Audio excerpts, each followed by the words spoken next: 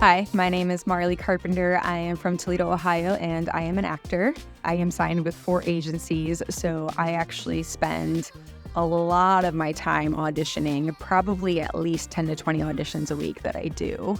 Lighting for me as an actor is very important because the casting director wants to see your facial expressions. They want to see your eyes. They want to see the emotion behind it.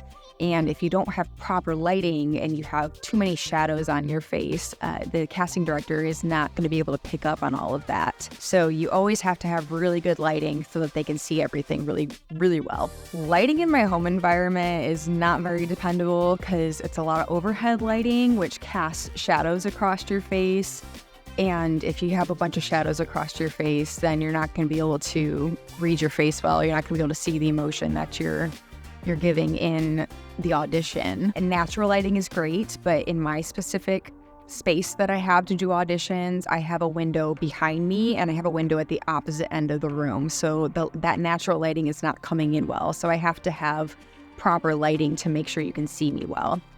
So consistency of lighting really depends on what kind of role you're doing. You want to have the lighting remain the same throughout your entire audition. If we're talking different auditions, you can change your lighting based off the tone of the script. So if you're playing a villain in one audition versus a rom-com type role in another audition, you're going to have different lighting for that just to match the tone of the script. So like for a rom-com, I would probably do more warmer lighting to soften my features. Versus if I'm auditioning for a villain, I would do slightly more harsh lighting so it brings out like under eye bags. Backdrops that you should use when you're doing self-tapes is usually something plain. You don't want patterns on your backdrops. Go for a lighter type backdrop, so your whites, your creams, your grays, along those lines. You don't want to use something that's really dark because you can tend to disappear into your backdrop if you have darker features. So the best way to place a light is generally directly in front of you. So you're seeing all of your facial features. You're getting a really good look at your eyes. It's filling in there. So I use an iPhone. It is actually very highly accepted across all agencies. iPhones have amazing camera quality. Usually in auditions, they will say like, use your iPhone, like this, that's perfectly fine. So standard framing in the industry is to do waist up or chest up. They want the camera close enough to you that they can see all your facial expressions. When you're on set, obviously they do wide shots, they do medium shots, but anytime it's a really intense scene or emotional scene, it's always a close-up because they want to see your facial expressions. And oftentimes when you get an audition, they are looking to see how you convey that character on camera. And if your camera's too far away, they can't see that as well. And they can't see the color of your eyes. And that's a really big thing in the industry is they want to see your eyes. So as long as you have the camera close enough that you can see all your facial expressions and see your eyes, then you're golden.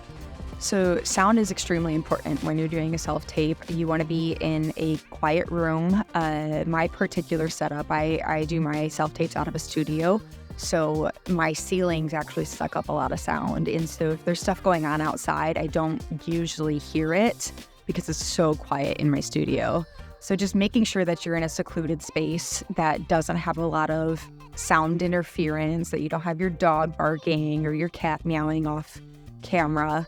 Just making sure that you have high quality sound is really important so they can hear what you're saying and hear the emotion you're conveying through your voice. So the features I like about the U60B is that I can turn it on and off. I can change the color temperature. I can dim it. I can change the intensity, all from this remote, which you often don't have in lighting setups. A lot of lights, you can maybe change the color temperature or dim it, but you can't turn it on and off with a remote. So that's really nice to have with this particular light that I've been using.